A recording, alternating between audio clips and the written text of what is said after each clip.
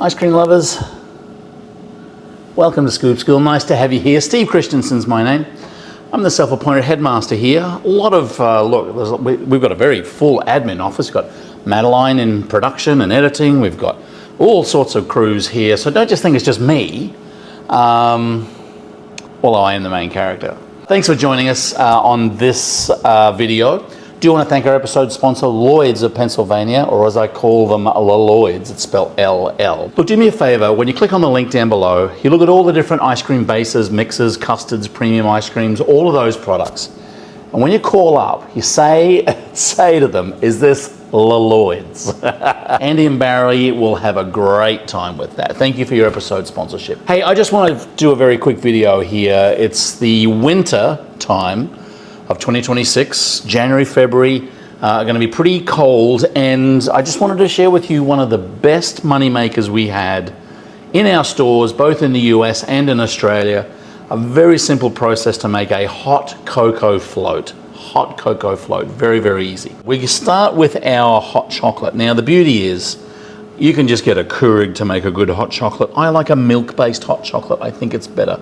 But this is just basically a Keurig cup or a K-cup in our Keurig machine. This is a 12-ounce cup. We've got it down a little bit here to put our ice cream in. You can dabble with different flavors, but obviously vanilla's the best. Now, you'll want around about a 3-ounce ball. It's probably around about the size of a golf ball, which will bring the level up just a little bit. What's going to happen now is that the beautiful structure of this mix that goes into this ice cream, your vanilla that goes in, is now starting to dissipate all through this beautiful hot chocolate. I used to put a little bit of our whipped cream on the top of that, and then just a little bit of what I call the money powder. Look at that. This is Forbes of PA. Forbes of PA.